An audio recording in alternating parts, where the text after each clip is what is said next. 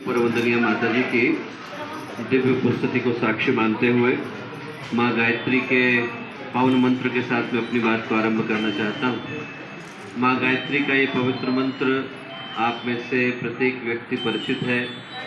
जीवन में आगे बढ़ने की, ऊपर उठने की, अच्छा करने की प्रेरणा प्रदान करता है।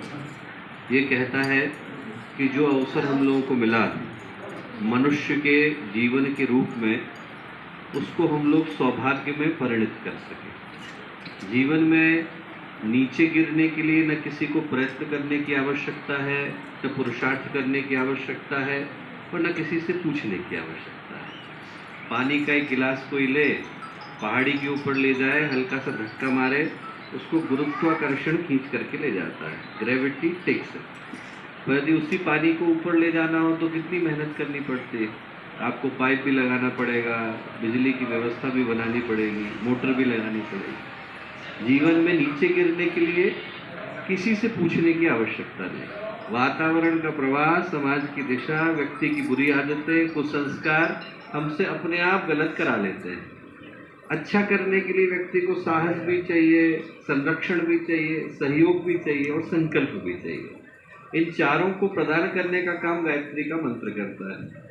महाभारत में कथा आती है, दुर्योधन थे, विदुर ने पूछा, विदुर ने कहा दुर्योधन से कि एक बात बताओ, आप और आपका भाई एक ही स्कूल में गए, पढ़ाने वाले टीचर भी एक ही थे, वही द्रोणाचार्य, वही कृपाचार्य, एक ही स्कूल में पढ़े, एक ही चीज पढ़े, फिर आपका भाई सारे काम धर्म के करता है, आप सारे काम अधर्म के क्यों करते हैं?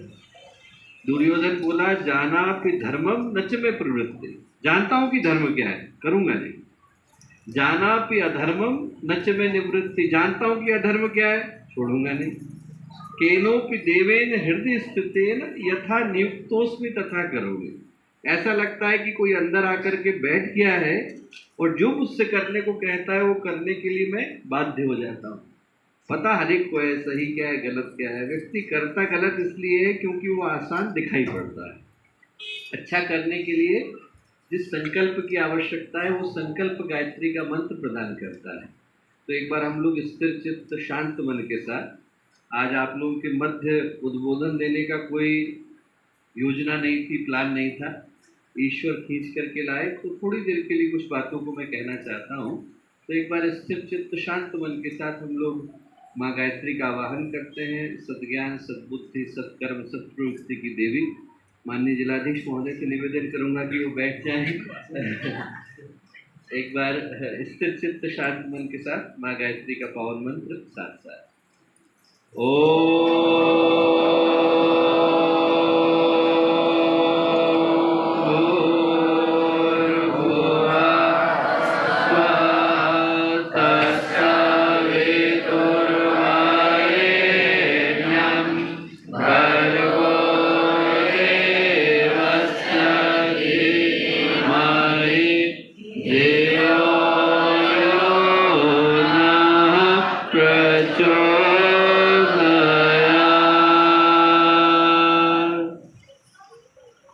परम पूज्य गुरुदेव परमवंदनीय माता जी के दिव्य संरक्षण में आज का पवित्र दिवस, पावन वेला, नवरंगपुर गायत्री शक्तिपीठ की पवित्र भूमि।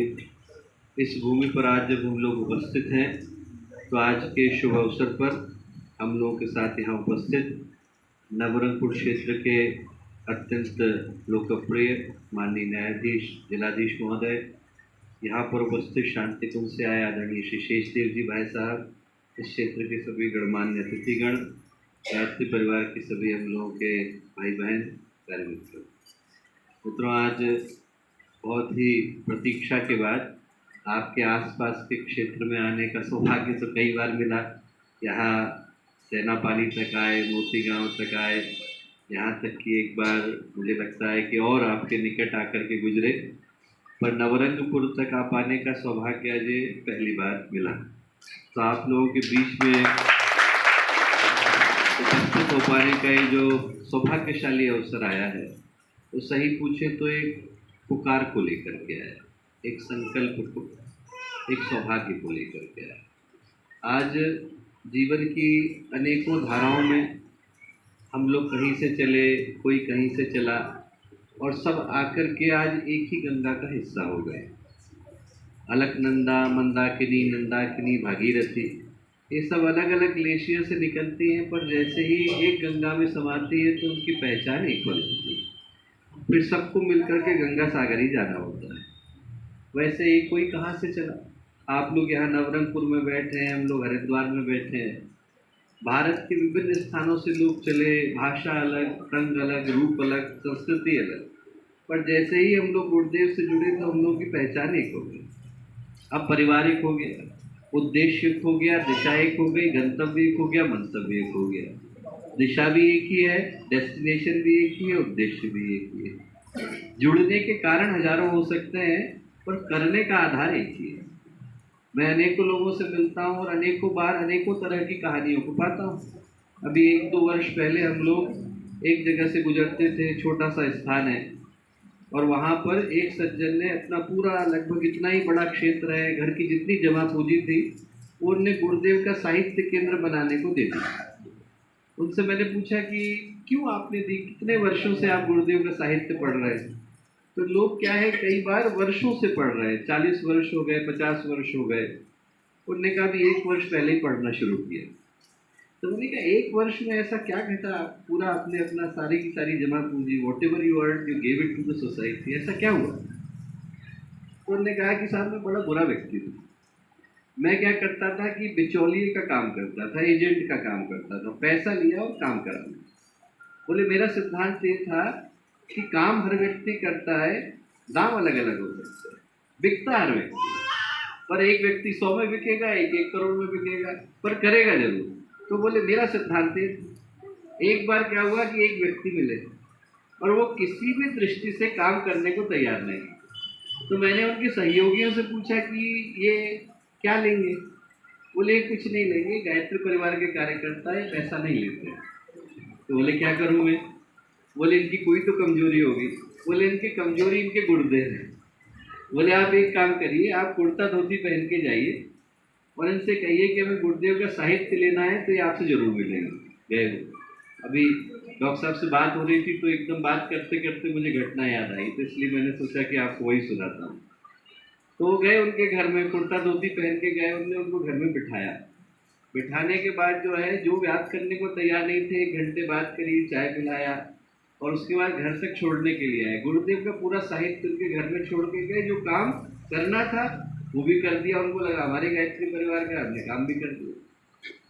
बोले मैंने किताबें ली गुरुदेव की और हमारे अंदर का एक कमरा था, वहाँ पर डंप कर दी, भूल गया। 8 साल के बाद कोरोना हो गया। अब कोरोना का समय आया, तो कोरोना के समय में घर के लोग भी घर के लोगों से बात नहीं करते, बाहर जो है दरवाजे पर खाना छोड़ के चले जाते थे।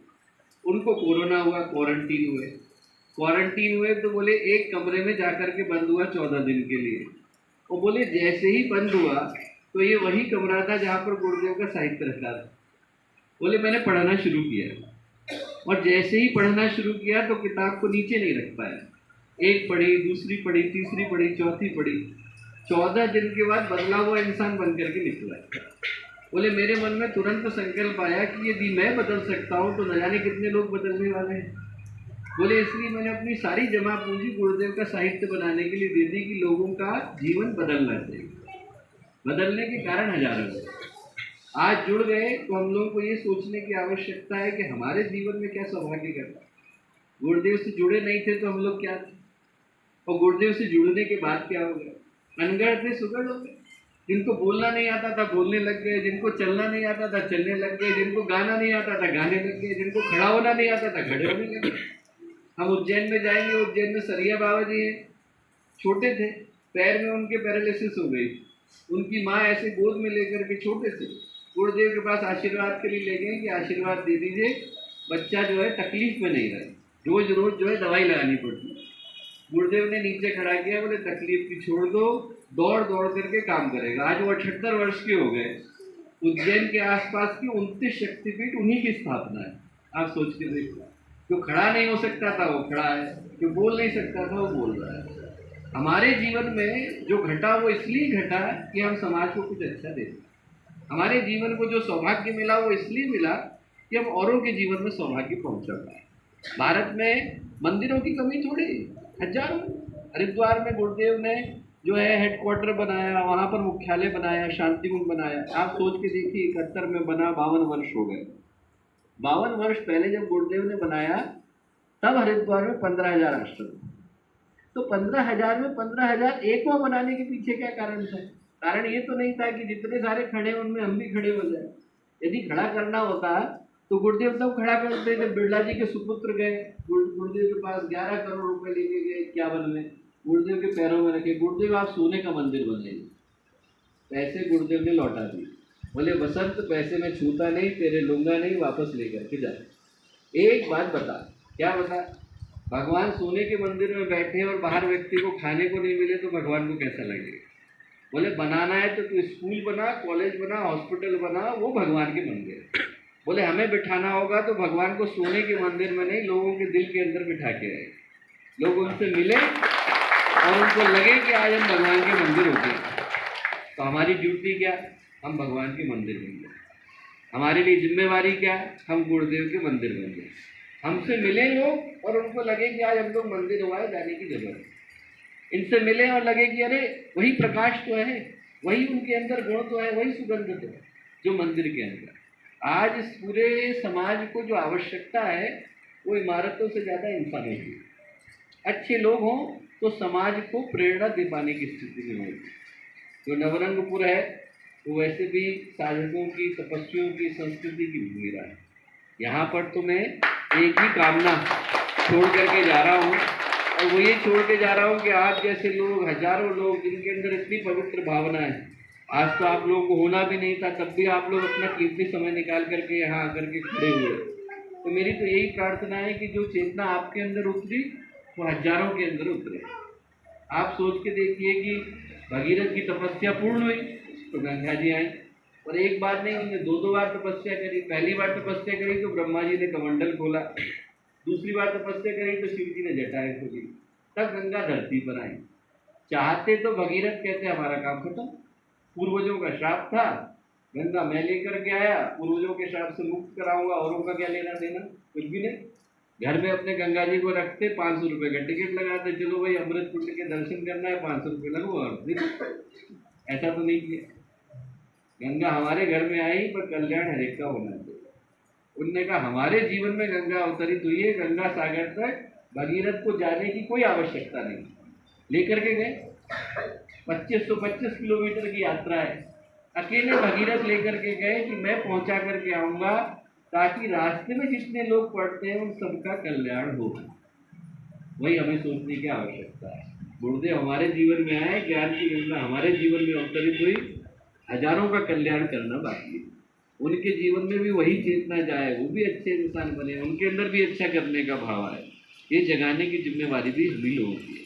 आप लोगों के माध्यम से वो पुण्य कर्म सफल हो पाए, ऐसी प्रार्थना में पूज्य गुरुदेव से, वंदनीय माता जी से कहता हूँ। सबको पुनः बहुत सारा धन्यवाद, शुभकामनाएं, मंगल कामनाएं।